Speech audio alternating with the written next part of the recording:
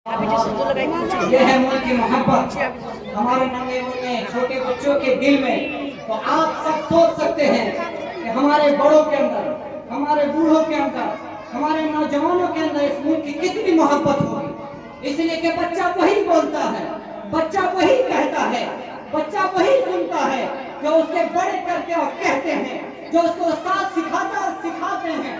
लिहाजा जो भी मेरी आवाज को सुन रहे हैं, मुझे पैगाम देना चाहता हूँ कि हमारे दिल में जो इस मुल्क की मोहब्बत है, जो हमारे दिल में इस नीति की मोहब्बत है, किसी और के दिल में नहीं हो सकती। लिहाजा हम पर शक करना या हमको नीची निगाह से देखना या हमको अलग तरह से निगाह से देखना, मेरे भाइयों बुजुर्गों दोस्तों और हमारे मुल्क में रहने वाले दीगर हजरात, ये आपको शोभा नहीं देता है। हमारे मुल्क की तहजीब जो गंगा जमुनी की तहजीब है, हमने पूरा किया है और आपको भी चाहिए कि उस गंगा जमुनी तहजीब को पूरा करें। आपको भी चाहिए कि हम जैसे मोहब्बत रखते हैं आप भी मोहब्बत से रहें, ताकि हमारा मुल्क दुनिया में एक नुमाया मकाम रखे, ताकि हमारा मुल्क तरक्की की तरफ बढ़ चढ़कर हिस्सा ले, ताकि हमारा मुल्क जो एक सोने की चिड़िया कभी कहलाता था, दोबारा हम अपने मुल्क को सोने की चिड़िया बना सकें। ये तब होगा जब इस मुल्क का हर बाशिंदा, हर रहने वाला, चाहे वो किसी मजहब का हो, जब आपस में मेल मोहब्बत से रहेंगे, भेदभाव को खत्म करेंगे। लिहाजा भी मैं आपको खिताबत की दुनिया में ले चलता हूँ और एक नन्हे मुन्ने निहायत ही प्यारे अजीज हम मोहम्मद अली इब्न मोहम्मद रफीउद्दीन को दावत देता हूँ तकरीर के लिए इस शेर के साथ कि हम सुखद पैदा करें और हम नवा पैदा करें। हम सुखद पैदा करें, हम नवा पैदा करें। गुम हो गए रास्ते तो रास्ते पैदा करें। आपके सामने मोहम्मद आजिज।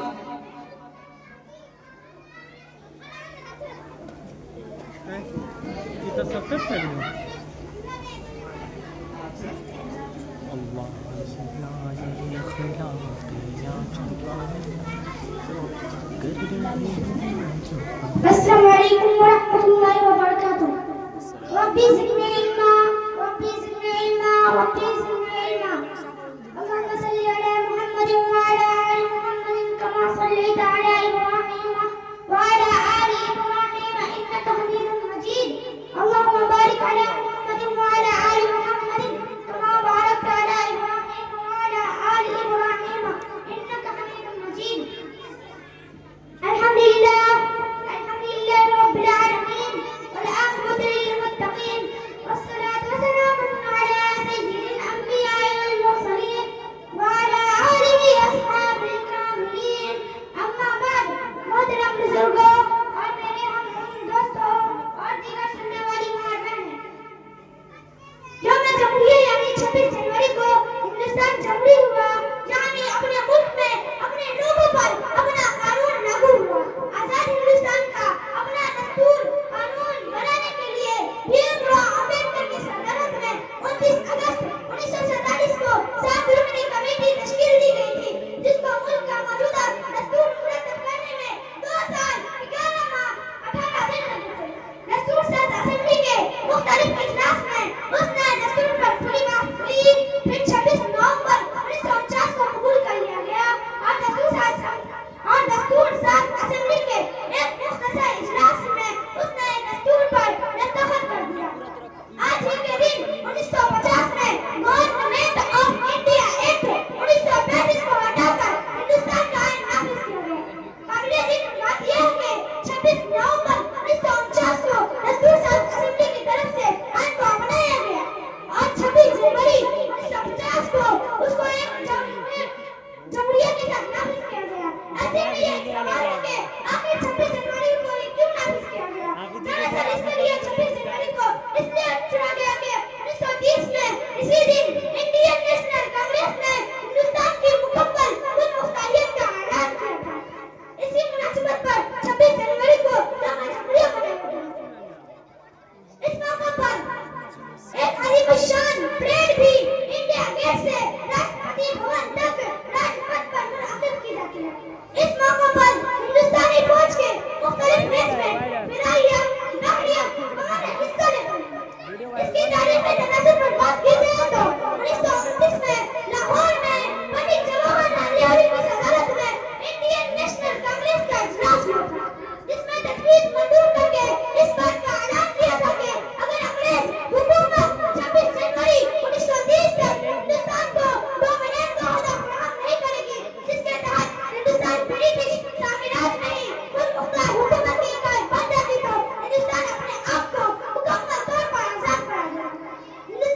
आजाद हो जाने के बाद दस्तूर असेंबली का ऐलान हुआ और इसने अपना काम 9 दिसंबर 1947 से शुरू कर दिया। दस्तूर असेंबली ने 2011 महीना 18 दिन में हिंदुस्तानी आइन मुरतब किया। दस्तूर असेंबली के सदर डॉक्टर राजेंद्र प्रसाद को 26 नवंबर 1949 को हिंदुस्तान का आइन सुपुर्द किया। इसलिए 26 नवंबर के दिन को हिंदुस्तान में यौम आइन के तौर पर हर साल मनाया जाता है। माजरा करके इस्लाहात और तब्दीलियों के बाद कमेटी के 308 मेंबरों ने 24 जनवरी 1950 को आइन के हाथ से लिखी हुई 2 कापियों पर दस्तखत किया। उसके 2 दिन बाद 26 जनवरी को आइन मुल्क भर में लागू हुआ। 26 जनवरी की अहमियत बनाए रखने के लिए एक दिन हिंदुस्तान को यौम जमहूरियत शनाख्त अता की गई। हिंदुस्तान को 15 अगस्त 1947 को आजादी मिली, जिसके बाद 26 जनवरी को हिंदुस्तान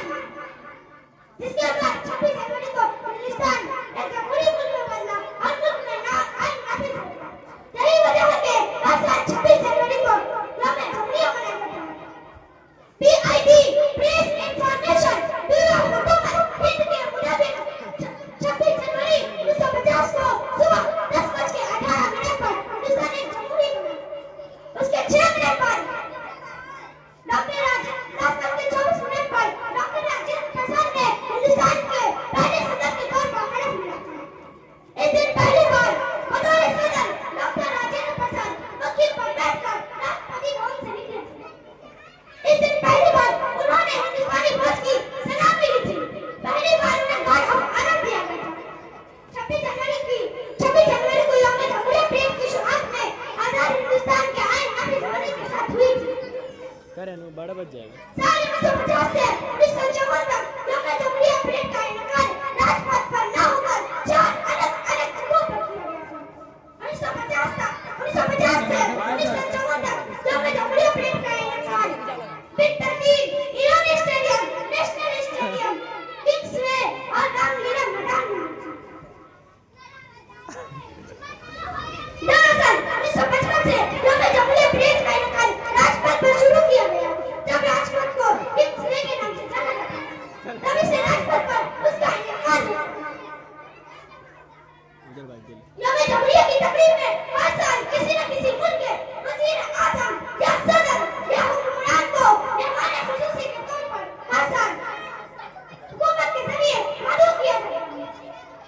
26 जनवरी 1950 को पहले यौम जमहूरियत की तकरीब में इंडोनेशिया के सदर डॉक्टर मेहमान खुसूसी वन से साइड करना उधर यौम जमहूरियत 1955 में राजपथ पर मुनाकिद पहली यौम जमहूरियत की तकरीब में पाकिस्तान के गवर्नर